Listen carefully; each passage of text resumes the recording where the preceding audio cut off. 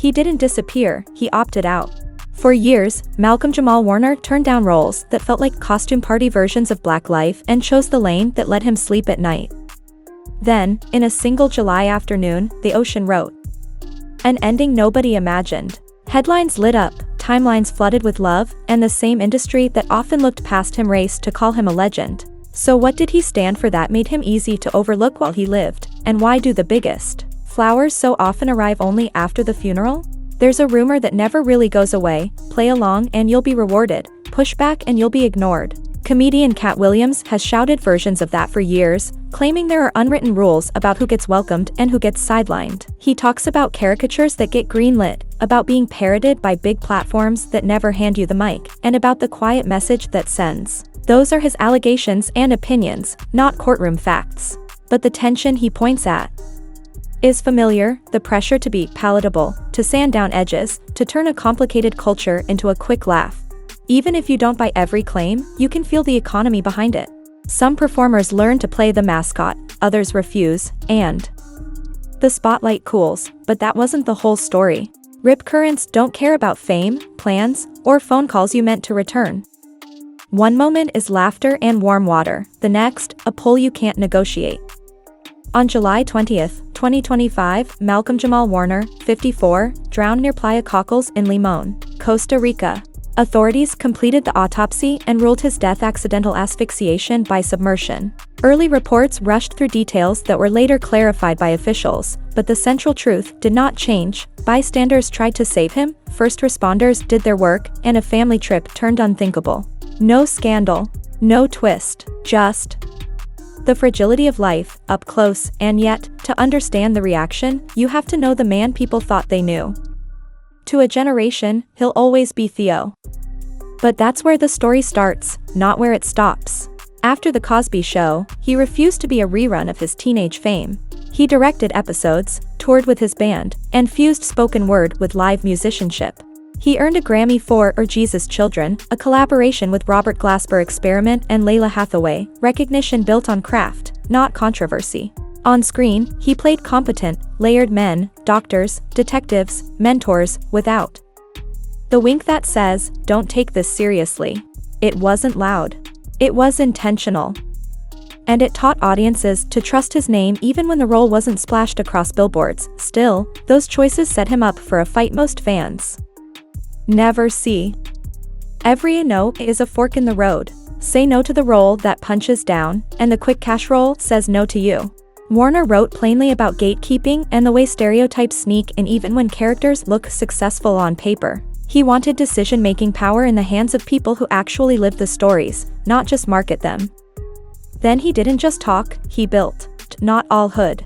Nah. With a simple thesis: Black life is not a monolith, and a hood is not a slur. The show dug into nuance, identity, dignity, culture, while pushing back on lazy shorthand that flattens whole communities. None of that trends like a meltdown. But it's the slow, necessary work that changes what normal looks like on screen and off, and that's exactly where the clash with Hollywood's playbook appears. Let's be honest and careful. Katt alleges there's a playbook: accept humiliating caricatures, put on the costume if asked, go along with the gag, and your career moves. He points to being lampooned by shows that never extend an invite and reads that as a message about who's welcome and who isn't. Those are his claims, reported widely, but they remain unverified opinions. Still, even skeptics can feel the tension underneath, the pressure to make yourself smaller to fit someone else's idea of a marketable. Jamal Warner didn't operate that way. He chose grown man dignity over gimmicks. For some gatekeepers, that reads as too serious to sell. For audiences who grew up with him, it reads as the thing we're starving for. Then he was gone, and the volume flipped. The tributes were sincere, castmates calling him a compass, colleagues remembering curiosity and kindness, writers unpacking what Theo did for a generation that needed to see itself smart, human, and hopeful.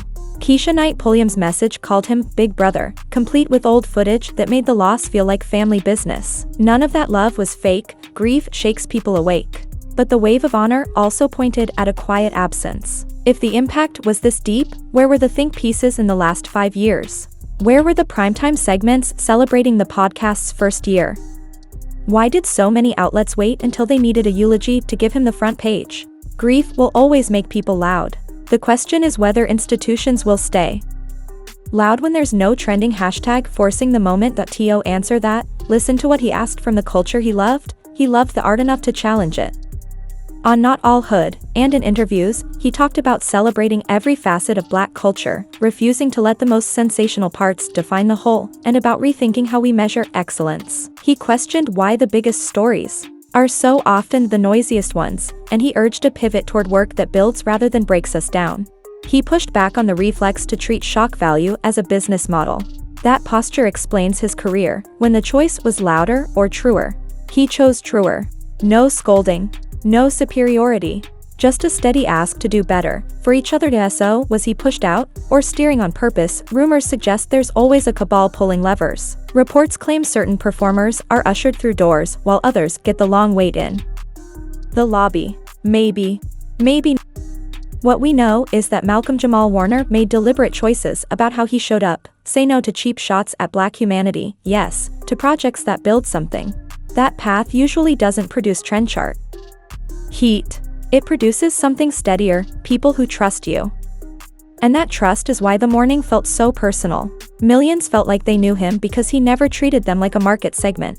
He treated them like neighbors, and what happened next would surprise even longtime fans. There's a quieter legacy that doesn't rack up thumbnails. Crew members who got their first real shot because he vouched for them, young actors who learned by watching him show up prepared, musicians who found an audience because he brought them on stage instead of hogging the light. That ripple effect is hard to measure, and it never trends on command, but it changes people.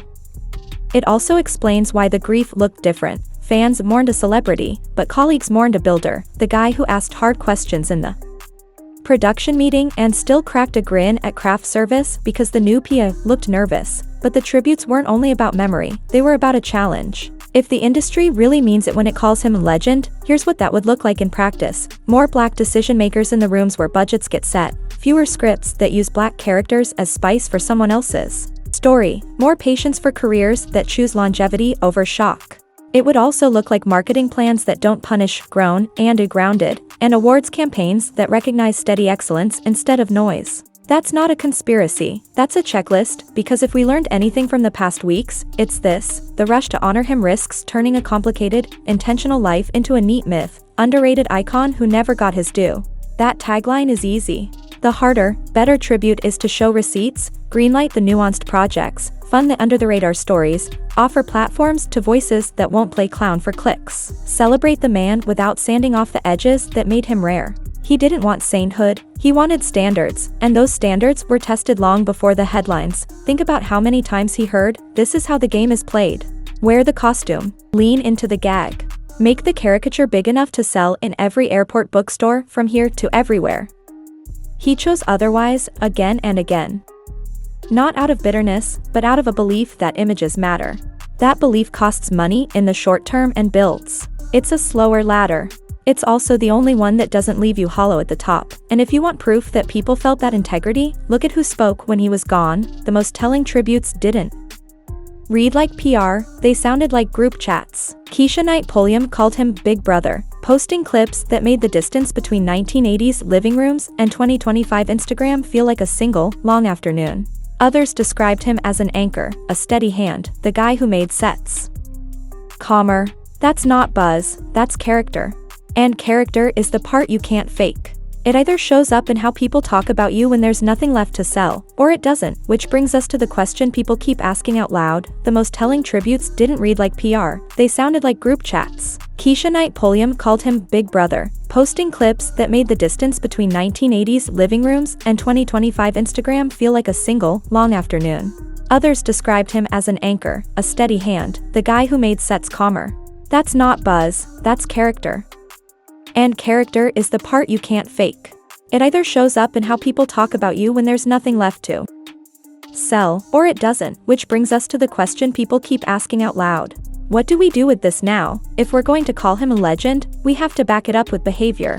That means audiences rewarding projects that don't insult our intelligence. It means platforms putting marketing dollars behind shows that tell the truth without turning pain into spectacle.